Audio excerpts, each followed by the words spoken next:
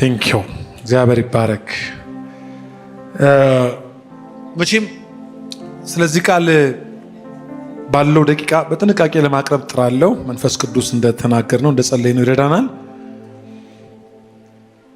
ብሉይ ኪዳን ላይ ካሉ ነቢያት በተለየ ሁኔታ መቼም ስለ ኤርሚያስ ብዙ ሰዎች ብዙ የሚሉትና ደግሞ በዋናነት የሚግባቡበት የተለየ የነብይነት ጥሪ የነበረው ሰው ነው። መቼም እንደነ ኢሳይያስ በፓላስ ብዙ ያልተመላለሰ ግን እግዚአብሔር በጠራው ጥሪ ምክንያት ደግሞ አንዳንድ ጊዜ ባልተለመደ ሁኔታ በጣም ጥቂቶችን እግዚአብሔር እንደዚህ ያናግሮ ያውቃል። በፊት ለፊት ያናግረው የነበረው እንዲህ አድርግ እንዲህ አታድርግ። በጣም ብዙ ነቢያቶች እንዲህ ይላል እያሉ ነው የተነበዩት። እንዲህ ይላል ብለው ተንብዮም ያውቃል። ግን ደግሞ ቀጥታ በህይወቱ እንዲህ እንዳታደርግ፣ ለምሳሌ እንዳታገባ ተብሏል። ልክ እንደዚህ በግል ህይወቱ ይሄንን አድርግ። ትንቢቱን ሄዶ ከመናገሩ በፊት ትንቢቱ የበለጠ እንዲብራራለት እግዚአብሔር በግል ህይወቱ ጭምር እየመጣ እንዲህ አድርግ እንዲህም አታድርግ ተብሎ በአብዛኛው ከነበረው የትንቢት አካሄድ የተለየ መንገድ የሄደ ሰው ነው። ጊዜ ኖሯችሁ ኤርሚያስን በተለየ ሁኔታ እንድታጠኑ እኔም ጨምሬ አበረታታችኋለሁ። ለምሳሌ አሁን ቆመን ያነበብነው ቃል ወይም ታሪክ እግዚአብሔር ታሪኩን ነግሮት ሂድና እንዲያድርግ ወይም እንዲበል ሊለው ይችላል። የበለጠ ግን እግዚአብሔር በምን መጠን ከህዝቡ ጋር የሚፈልገውን ነገር እንዳጣና ህዝቡ ምን እንዲሆንለት እንደሚፈልግ ሊናገረው ሲፈልግ ራሱን ሄደ መጀመሪያ ሄደ ግዛ፣ ደግሞ ታጠቅ፣ ከዛ የታጠቀውን ደግሞ ሄድና እንዲህ አይነት ቦታ ቅበረው፣ ከቀበረው ከብዙ ጊዜዎች በኋላ እንደገና ሄድና የቀበርከውን አውጣው። ሲያወጣው እንደነበረ አልነበረምና ታሪኩን ናሬት አደርግላችኋለሁ። ግን ልክ እንደዚህ ምስል ከሳችና በቀላሉ ማንም ሰው ሊረዳ በሚችል ልክ በብሉይ ኪዳን ከተገለጡ እጅግ አስደናቂና አስደማሚ ከሆኑ ነቢያት በጣም ቅድሚያ ሊሰጠው የሚገባው ኤርሚያስ ነውና ኤርሚያስን ስታጠኑ በተለየ ሁኔታ ይብራራላችኋል። ስለዚህ እግዚአብሔር ቀጥታ መጀመሪያ ወደ ህዝቡ ሳይሆን ወደ ራሱ ይመጣል፣ ራሱን ያሳምነዋል፣ ራሱን ይልከዋል። ለምሳሌ ልክ እንደዚህ ሂድና ወደ ሸክላ ሰሪ ቤት ውረድ ያለው አሁንም ኤርሚያስን ነው። ከዛ ወረድኩ ይላል 18:1 ላይ አየ፣ ፔዳሉን እየመንታ መንኮራኩሩን ከላይ ያሽከረከረ ጭቃ ሸክላ የሚሰራን ባለሙያ ያሳየው። ከዛ አየ። ከዛ አሁንም እግዚአብሔር ከኤርሚያስ ጋር ነው የሚያወራው። ልክ ሸክላው እንደዚህ ሸክላ ሰሪው እንደሚሰራ እኔ መስራት አልችልም፣ ህዝቡን አይደለም የጠየቀው እግዚአብሔር ነብዩን ነው ትችላለህ እንዲለው ማለት ነው። እንዲህ አይነት የትንቢት አካሄዶች በጣም አስደናቂ በሆኑ መንገዶች በኤርሚያስ ላይ ተገልጠዋል። ከነዚህ ታሪኮች አንዱ ነው ይሄ ዛሬ ማነብላችሁ ታሪክ። ተደንቅ ያለው ያጠናሁትኝ ይሄን ሰሞን በሙሉ ይዞኝ የነበረ ታሪክ ነው። እኔ መልእክት ላቀርብበት እግዚአብሔር እንዲህ ይለኛል ብሎ የጀመረው ምዕራፍ ነው። ይሄ ታሪክ በቀጥታ በአካዝና በሕዝቅያስ በአካዝ ልጅ በሕዝቅያስ ዘመን መካከል የተፈጠረውን ታሪክ ነው መጽሐፍ ቅዱስ ዘግቦ የሚነግረን። ስለዚህ ወደ ሁለተኛ ነገሥት ምዕራፍ 16 እንድንሄድ ያስገድደናል ይሄ ታሪክ። ምክንያቱም የዚህ ታሪክ መቼቱ ያለው ሁለተኛ ነገሥት ምዕራፍ 16 ላይ በመሆኑ ምንድን ነው ያለው? አሁን ልክ እግዚአብሔር ኤርሚያስን እንዳዋራው ላውራችሁ። እግዚአብሔርም እንዲህ አለኝ። እሺ ገንዘብ አለው፣ ገንዘብ እንዳለው ያው እግዚአብሔር ያውቃል። ሂድና ግዛ። የሚገዛውም ደግሞ ምንድነው? የተልባ እግር ያለበት ጨርቅ ሆኖ ጫፉ ላይ ደግሞ ቀበቶ እንደ መቀነት ያለ ልክ ወንዶች በወገብ ሴቶች እንደ መቀነት የሚታጠቁት አይነት መታጠቂያ ወይም ቀበቶ ሂድና ግዛ ይለዋል። ያ ቀበቶ ብዙ ጊዜ ካህናት የሚያደርጉት እና ሌዋውያን የሚያደርጉት ለክህንነት ተረኛ ሆነው ወደ መቅደስ እንዲገቡ ሰሞንኛ ሆነው ራሳቸው ለለዩ ካህናት የሚለብሱት አይነት የልብስ አይነት ነው።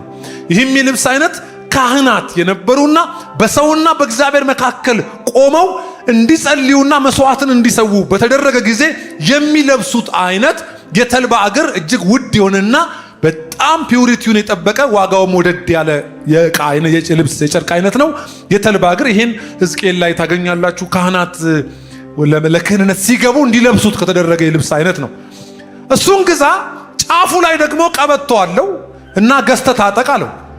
ከዛ ሄደ ገዛው። እንዲህ አይነት ልብሶች የተለየ ቦታ ይሸጣሉ። ሄዶ ገዛ፣ ታጠቀው። ሲታጠቀው ወገቡ ላይ ጠበቅ እንዲያደርገው ነገረው።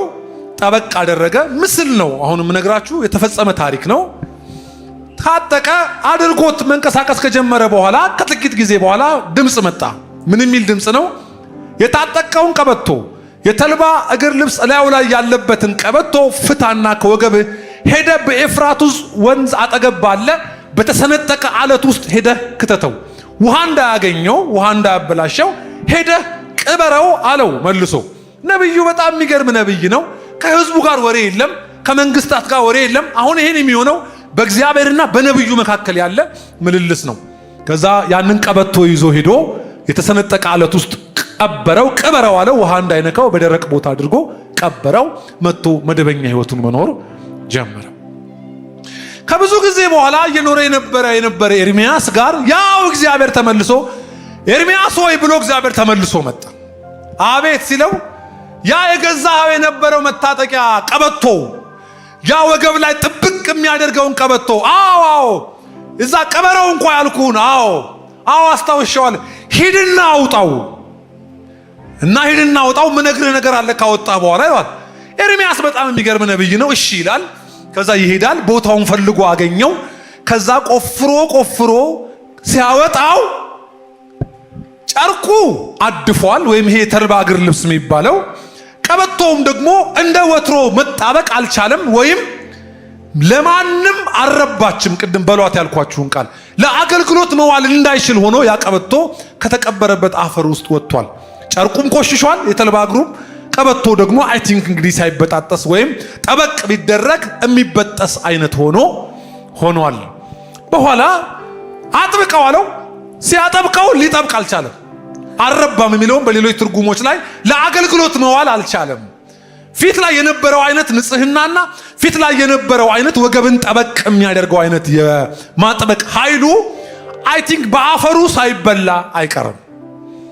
በኋላ እምቢ አለኝ። በጣም የሚገርም ታሪክ ነው። እግዚአብሔርም እንዲህ ይላል መልእክቱ ይሄ ነው። እስራኤል ይላል ካህን እንዲሆን ጠርቼው ነበር፣ በሰውና በኔ መካከል መካከለኛ እንዲሆን የተለየ ወገን ነበር። የኔ ፍላጎት ይላል ይሄ መካከለኛው የሆነው የክህነት አገልግሎት መቼም ለማስታረቅ ከሚታረቀው አካል ጋር ቀድሞ ካህኑ ታራቂ መሆን አለበት፣ የተስማማ መሆን አለበት። እና ግን ሳያቸው አለ ወደ ህዝብ እንዳልካቸው አይረቡም አለ። ልክ እንደ ቀበቶ ከኔ ጋር ደግሞ ሳያቸው ይላል ልክ ወገብን እንደሚያጠብቅ አይነት ቀበቶ ከኔ ጋር አልተጣበቁም ይላል። እና ስላልተጣበቁ አልረቡም። ንገራቸው፣ እድል ሰጠዋችሁ ቀበቶ እንድትሆኑ። ቀበቶ ምንድነው ስራው? ወገብን እንዲያጠብቅ ከኔ ጋር እንድትጣበቁ ነበር የጠራኋችሁ። ስትጣበቁ ትረባላችሁ፣ ስትጣበቁ ትተርፋላችሁ ለሌሎች። ምክንያቱም ሚዲየተር ስለሆናችሁ፣ ካህን ስለሆናችሁ፣ መካከለኛ በመሆን እኔ ፊት የመቆም እድል ነበራችሁ። ሌሎችንም የመጥቀም የምትረቡ መሆን ነበረባችሁ። ግን የሰጠኋችሁን ወርቃማ እድል አልተጠቀማችሁም። ባጭሩ ሰርቫይቭ ማድረግ የፈለጋችሁት ከኔ ጋር ባለው መጣበቅ ሳይሆን እኔን ትታችሁ መሆን ፈለጋችሁ። ሂድና ንገር። አሁን መልእክቱ ይሄ ነው። ኢየሱስ ያድናል። ሂድና ንገር። ማን ነው ይሄ? ማን እየመራ በነበረ ዘመን ነው ይሄ የተፈጠረው? ይሄማ የተፈጠረው ሕዝቅያስ የሚባል ወጣት ወይም ጎረምሳ በ25 ዓመቱ እንዲነግስ እድል ያገኘ ቢሆንም አባቱ አካዝ ይባላል። በ20 ዓመቱ አካባቢ ማነው እሱ በ25 እሱ ልጁ ደግሞ በ20 ዓመቱ አካባቢ ነገሰ። አካዝ የሚባል ንጉስ ነበር። እና ሂድና ንገር። ምንድነው የምትነግረው? እስራኤል ጠላቶቻችሁ የበረቱ ወይም ውጫዊ ነገሮች እናንተ ላይ ቀና ያሉት ቀና የማለት ተፈጥሮ ኖሯቸው ሳይሆን እናንተ ከኔ ጋር ስላልተጣበቃችሁ ወይም እንደ ቀበቶ ያዝ ስላላላችሁ እኔ ላይ ደጅ ውጭ ስላላችሁ የሰጠኋችሁን እድል በጥንቃቄ አልተጠቀማችሁም። ንገራቸው ብሎ ነገረው። ምንድነው የመልእክቱ ጭብጥ ሲለው እስራኤል የሚረባው ከኔ ጋር ሲጣበቅ፣ ከኔ ጋር ካልተጣበቀ እስራኤል አይረባም። የተልባ እግሩስ ምንድነው የሆነው? አድፏል አለው። ምክንያቱም ካህን ካደፈ በመካከለኝነትን መያዝ ስለማይችል ንጽህናችሁን አልጠበቃችሁም። ከኔ ጋር ያላችሁን አካሄድ አልያዛችሁም። እኔ ባለሁበት አልሆናችሁም። ሄዳችሁ ወደ ሌሎች አማልክት አዘነበላችሁ። ወደ ሌላ ነገር ተሳባችሁ። ወደ መንግስታት ተሳባችሁ። ሌላ ነገር ስለሳባችሁ ከኔ ጋር አልተጣበቃችሁምና አደባባዮቻችሁ ሽንፈት የሞሉበት ምክንያቱ ከኔ ጋር ስላልተጣበቃችሁ ነው ይላል። እውነት ነው። መቼም እኔን ጨምሮ በዚህ ቀን ላይ ቀበቶ ብዙዎቻችን አድርገናል። ቢያንስ ወንዶች ቀበቶ ምንድን ነው የሚያደርገው? ያው ቀበቶ ስራው ምንድን ነው? ከገላ ጋር ገላን እንዲሸፍን የተደረገው ያን የተልባ እግር ልብስ ወይም ያንን ጨርቅ ወይም የለበስናቸውን ልብሶች ጥብቅ አድርጎ ከራሱ ጋር ይሆናል፣ ከገላው ጋር ይሆናል። ያ ቀበቶ የሚረባው ተጣብቆ በሰውየው ወገብ እስካለ ድረስ ነው። ከተከላላ ወይ ደግሞ አብሮት ካልሆነ ከሰውነት ጋር አይረባምና አልተጣበቀምና አይረባም። ስለዚህ ባጭሩ እኔም ታጥቅ ያለው የታጠቃችሁ ሁሉ የቀበቶ ስራ መጣበቅ ነው። መጽሐፉ እንደሚለን መጣበቅ ነው። እናንተ ለእኔ እንደ ቀበቶ እንድትሆኑ ፈለኳችሁ፣ ግን ሳያችሁ አትጣበቁም ብሎ ስለ መጣበቅ በምሳሌነት ነገረው። አሁን ለኛም አንድ የተብራራ መልእክት ምንም እኔ መቼቱን ብቻ ነግሬያችሁ አፕሊኬሽኑን እናንተ መስራት ትችላላችሁ። ቀላል ለመረዳት እስራኤል አምላክ ረዳት አጋዥ ኃይል እያለው ኃይል አልባ ሆኖ የአሕዛብ መንግስታት ሰተት ብለው ዋና ከተማቸው ውስጥ እየገቡ የፈለጉትን ነገር ያደርጉ ነበር። ከፈለጉ መልካም ቦታዎችን ይወስዳሉ፣ ሴቶቻቸውን ይወስዳሉ። እሱ ብቻ አይደለም ያስገብሯቸው ነበር። እስራኤል ራሱን የቻለ አገር መንግስት ሆኖ እያለ ለመንግስቱ መገበር ሲገባቸው ለአንድ የጎረቤት የአሕዛብ መንግስት እስኪገብር ድረስ እስራኤል ያለውን ሪሶርስ ሁሉ አቶ ጉልበት አቶ የተናቀ ሆኖ ማንም አፉን የሚከፍትበት ሆኖ የአሕዛብ መንግስታት የሚቀልድበት ህዝብ ሆኖ ነበር። እግዚአብሔርም ይህንን ሲያይ ውጤቱ ይሄ ቢሆንም ምክንያቱን ልንገርህ አለው ለነብዩ። መልእክቱ ይሄ ነው። ምክንያቱ ይሄ ነው። ከኔ ጋር አይጣበቁም። ስለማይጣበቁ አሁን የሆነው ሁሉ ሆነባቸው። አሁንም ቢሆን ከኔ ጋር የማይጣበቁ ከሆነ የአሕዛብ መንግስታት ይበረቱባቸዋል ብለህ ንገር ብሎ እግዚአብሔር ነብዩን ይልከዋል።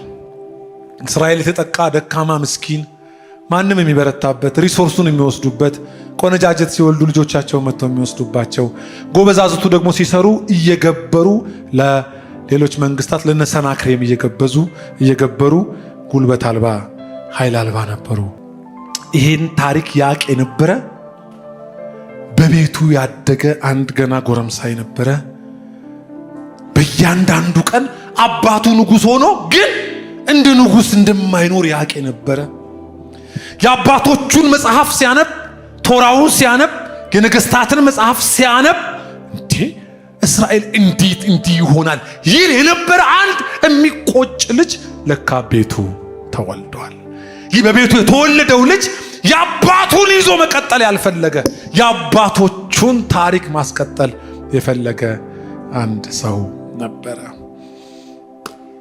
ምንም ለማድረግ ግን ቢቆጣ ቢቆጭ ቢናፍቅ ምንም ማድረግ አይችልም። ምክንያቱም ንጉሥ አይደለም፣ የንጉሥ ልጅ እንጂ። እየተቆጨ ያድግ ነበር። ምን እያለ ነው? አባቶቻችን የነገሩን እንዲህ አልነበረም። የኢየሩሳሌም ሞገስ እንዲህ አልነበረም።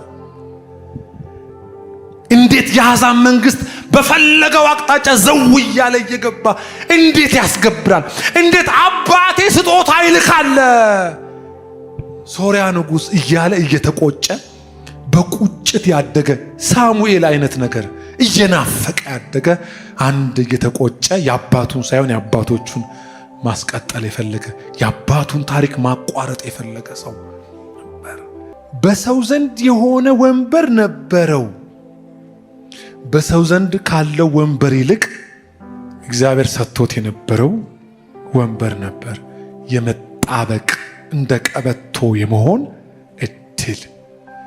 ደግመዋለሁ። እንደምን ሰውየው ከእግዚአብሔር ጋር ያለውን እድል ትቷል። በሰውና በእግዚአብሔር መካከል የመሆን እድል አለው። ደግሞ እንደ ካህንም እንዲኖር ተጠርቷል። እስራኤል በንጉሱ በኩል ከእግዚአብሔር ጋር ትቶ ወንበር አለው ግን በትር የለውም። ምን ማለት ነው? ፖዚሽን ሲኖር ከምን ጋር ነው ፖዚሽን? በዙፋኑ ላይ ለተቀመጠው አይልም ራእይ ላይ ስለ ኢየሱስ በትርንም በምኑ ይዟል ይላል? በእጁ። በትር ኃይል ነው። ምን ማለት ነው? ወንበር ላይ ሆነህ እማታዘው ህዝብ፣ ፖዚሽን ኖሮ የሚሰማህ የለም። ፖዚሽን አለህ የሚታዘዝ የለም። ፖዚሽን አለ በጀት የለውም። ምክንያቱም የአሕዛብ መንግስታት ግብር እያሉ እየወሰዱ ባዶን ያስቀሩት ነበር። ወንበር አለው ሰሚ የለውም። በወንበሩ አማካኝነት መገዛትን ለእስራኤል አውርሶ ለልጁ አስረክቦ ሄደ። ይሄ ሰውዬስ ወንበሩን ተወው። እኔ የእስራኤል ንጉሥ ነኝ በኢየሩሳሌም የነገሱ ገና ለብዙ ዓመት ወይም ለ29 ዓመት ምነክስ ብሎ አላሳወጀም። ቦታውን እንደያዘ ታወቀ። መጽሐፍ በኢየሩሳሌም አነገሱት ይላል። ማንን? ሕዝቅያስ። ከዛስ የነበረውን መገዛት ኑ ብሎ ባለሟሎቹን ሰብስቦ ከዚህ ቀን ጀምሮ ለአሕዛብ መንግስታት ምን እንዳትሉ እንዳትከብሩ አለ። እንዴ ኃይል እኮ የለንም። ሚሊቴሪ ፓወራችን ደካማ ነው። መከላከያ መሳሪያዎቻችን ከዙሪያችን ካሉ ምንም አይገናኝም። ልታስጨርሰን ነው ሲሉት ወንበር አለኝ አዝዣለሁ ማንም እንዳይከብር አለ። ከዛስ ደጅ ያለውን ነገር ሁሉ ቆልፎ መጽሐፍ የአባቶቹን አምላክ እግዚአብሔርን ፈለገ። በአባቱ በአካዝ መንገድ ሳይሆን በአባቶቹ በዳዊት መንገድ ሄደ። አባቱ ዳዊት እንዳደረገው በእግዚአብሔር ፊት ቅን ነገርን አደረገ። ምን ማለት ነው?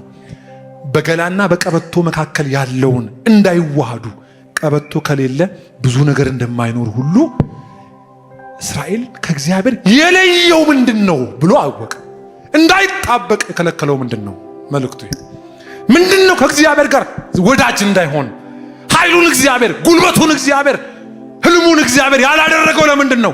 በአሕዛብ መንግስታት ተስቦ ነው። ነው አንገብርም። ሌላስ ምንድን ነው ብሎ ሲያጣራ ለጣዖቶቻቸውና ለማምለኪያ ኮረብቶቻቸው ይሰግዱ ነበር። ከመሆን ወንበር ይዣለሁ ኑ ብሎ አፈረሰው ይላል። አፍርሶት ጣዖቶቻቸውን ካፈረሰ በኋላ ጠጋ ሲል እስራኤል የቀረው አንድ ጣዖት ነበር። ማን ይባላል? የነሐሱ እባብ። ሲያያቸው ያጥኑለት ነበር ይላል እባቡ። እንዲህ ከየት ነው ያደረጋችሁት ብሎ መጽሐፍ ምን አደረገው ነው የሚለው? ምን አደረገው ነው የሚለው? ሰባበረውና ከዛስ እንዲህ በአንድ ወቅት እግዚአብሔር ሰርቶበት ነበር፣ ይህ ሊመለክ አይገባውም ብሎ ስሙንም አወጣለት። ምን ብቻ ብሎ? ነሐስ ብቻ ነው እንጂ ጣዖት አምላክ አይደለም ሲል ንሑሽታን አለው።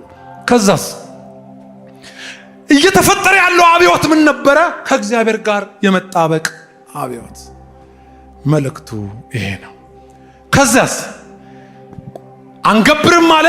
ውጭ ላሉት ጣዖቶቻቸውን ሰባበረ፣ ንሑሽታንን አደቀቀ።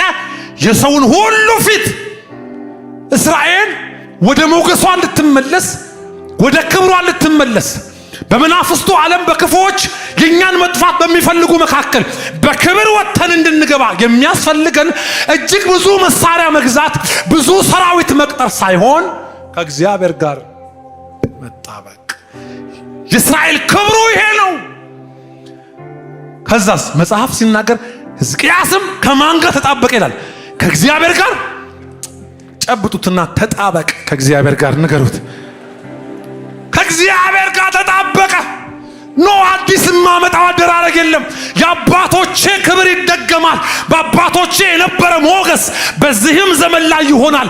ምንም አባቴ መገዛትን፣ ምንም አባቴ ንሑሽታንን ቢያመልክ፣ ምንም አባቴ ይሄን ቢያደርግ፣ እኔ ባለውበት ዘመን ግን ማን ይፈለጋል አለ? ንገሩኝ ባካችሁ። ሆነ ምንም ቴክኖሎጂ ቢበዛ የሰውን አይን የሰውን ቀልብ የሰውን ልብ የሚስብ ደጅ የሚያስቀር ከቸርች የሚያስቀር ከአገልግሎት የሚያስወጣ ውጭ የሚያሰኝ ምንም ብዙ ጠሪ ቢኖር ኖ ከነሱ ጋር አንጣበቅም። ወቅት ከሚያመጣቸው ጋር አንጣበቅም። ድልን የሚያመጣው ከነሱ ጋር ስጣበቅ ሳይሆን አባቶቼ እንደሄዱት ከእግዚአብሔር ጋር ስጣበቅ ነው ብሎ ወሰነ። ይህ በአዲስ ኪዳንም እንዴት እንደቀጠለ አሳያችኋለሁ። ከዛ የተወሰነ ሕዝቅያስ ምን ያላመጣው ጉዳል መከላከያውን ሳያደራጅ ፊቱን ወደ እግዚአብሔር ቀና አረገ። ሰረገላ ሳይሰበስብ ከእግዚአብሔር ጋር ታረቀ። በድለናል፣ አልፈለግንህም፣ አንተ ነህ የሕይወታችን ወደ እግዚአብሔር። ኤርምያስ የተነበየው ይህንን ዘመን ነው። ንገር የተባለውን በአባቱ ዘመን የነበረውን የአካዝን እንቅስቃሴ ነው። ምን ማለት ነው? ድኖ ተጠርቶ ካህን ለመሆን ከእግዚአብሔር ታድሎ ነፃ ወጥቶ ነፃ ካወጣው ጋር ካዳነው ጋር እንዴት አይጣበቅም? እንዴት ውጭ ያለ ብሎ እግዚአብሔር እንዳዘነ ነቢይ እንደላከ ዛሬስ ማን ያውቃል? ይህ ድምፅ ምናልባት ከእግዚአብሔር ይልቅ እኛን ሌሎች ነገሮች እንድንጋባቸው አግኝተውን ይሆን ወይ?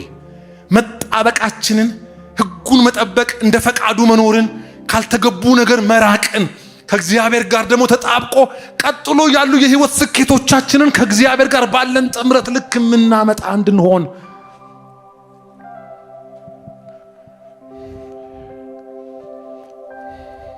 አንድ ጸሎት መጸለይ እፈልጋለሁ። መጀመሪያ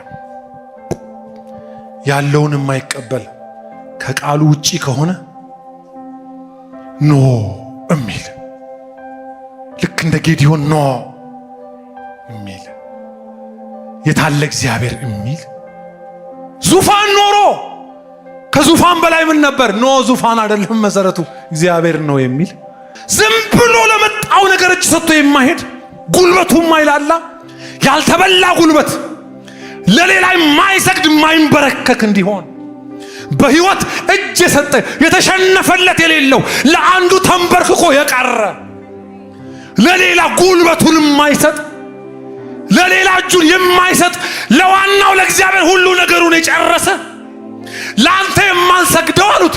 የሰገድንለት ስላለ ነው አላሉትም? ሶስት ወጣቶች ለዋናው ሰግዶ የጨረሱ ለሌላ የማይሰግዱ ለሌላ የማይጓጉ ለሌላ የማይሄዱ የማይጠለፉ ከአንዱ ጋር ተጣብቀው የቀሩ ዛሬ ይህን ጸልያለሁ። የመረረ መንፈስ ይግባባችሁ። ማይዘምን ከቀን በኋላ ጢቅ ማይል ከሆነለት ተነስቶ አመል የማይገዛ በስነ ስርዓት ከእግዚአብሔር ጋር ያለውን ፍቅርና ግንኙነት ጠብቆ የሚሄድ ጊዜ የለኝም ብሎ ከእግዚአብሔር ጋር ያለውን ቆይታ የማያጠፋ በሂደት የማይላላ በሂደት መደበኛ ህይወት ወደ መኖር ሊብራል ወደ መሆን መምጣት አለ አይደል? ወደ ማለት መምጣት መቀዛቀዝ አለ አይደለም? በቃ ምን ይደረጋል መቼም ቢዚ ነን እያሉ ከዋና ዞር የሚያደርግ እጃችሁን አንሱ። የተመታ ይሁን ይሄ መንፈስ ከአብያተ ክርስቲያናት ላይ የተመታ ይሆን። እንደዚህ ብዬስ ደግሞ ብጸልይላችሁ የአባቱን መንገድ የማይደግም የወደቀን ሰው መንገድ የማይደግም የወደቀን መከራ ውስጥ የከተተውን ሰው የማይደግም ከቶራው ከቃሉ ከእግዚአብሔር የሚነሳ ከታሪክ የሚነሳ እንዲህ ያለ የመረረ ልብና መንፈስ በሕዝቅያስ ላይ የነበረ ቀናት ይግባባችሁ። እምቢ የሚል ከእግዚአብሔር ጋር መጣበቅን ሌላ ሐሳብ የማያመጣ ይሄ መንፈስ ያገኛችሁ በኢየሱስ። ምን ማለት ነው? የእስራኤል አደባባይ የጓዳው ልክ ነው። ከእግዚአብሔር ከአምላኩ ጋር ያለው የጥምረቱ ልክ ነው። አደባባዩን የሚሰጠው ትዝላችኋል። እዛ መሳፍንት 6 ላይ እስራኤል ተጠቁ የሚል ቃል ተጠቁ የሚል ቃል አለ። በምድያም ተጠቁ ይላል። እንዴት ደስ የማይል ቃል ነው! መጠቃት ዝም ብሎ የሆነ ሰው የተነሳ ሲያጠቃ ማለት ነው። ለዛም ጥቃት መልስ መስጠት ሲያቀት ለምንድነው እሱ በርትቶ አንተ አቅም ያጣው? እስራኤል መጣ ምድያም ሲባል ከብቶቻቸውን እንደ አንበጣ እየነዱ ሲወስዱባቸው ምንም ማድረግ እስከማይችሉ ድረስ እስራኤል ተጠቅቶ ነበር። ምክንያቱም ሲናገር እኔን አልፈለጉም፣ እነሱ በበረቱባቸው ጊዜ ዋሻ ጉድጓድና ምሽግን ሰሩ ይልና ምድያምን በረታባቸው ይላል። እንደዚህ አደረጋቸው ይላል። ምን ማለት ነው? መጠቃት ደስ አይልም። ደስ ይላል ለተለያየ ነገር መጠቃት፣ መናፍስት በሚወረውራቸው ነገር መጠቃት ደስ አይልም። እንግዲያውስ ያ የተሰጠንን ሞገስና ክብር በእኛ እንዲሆን መዳኛዋ መንገዱ ምንድነው? ከእግዚአብሔር ጋር የተጣበቀ የክህንነትን የመካከለኝነትን ሕይወትና ስራ የሚሰራ ከእግዚአብሔር ጋር ያለው ነገሩ ራሱን ጠብቆ ባላንስ አድርጎ ምንም የማይፎርሽ ለሌላ ነገር የማይሰግድ ለእግዚአብሔር ሰግዶ የጨረሰ ሌላ ነገር የማይስበው ለእግዚአብሔር ታስቦ የቀረ በሌላ ነገር ሕይወቱን የማይተካ በልጅነቱ የጀመረው መንፈሳዊ ሙቀቱን ጠብቆ የሚቀጥል ድልህ መነሻው ይሄ ነው። ከእግዚአብሔር ጋር ባለ መጣበቅ ልክ ነው እዛ ጋር ነገር ደና የሚሆነው።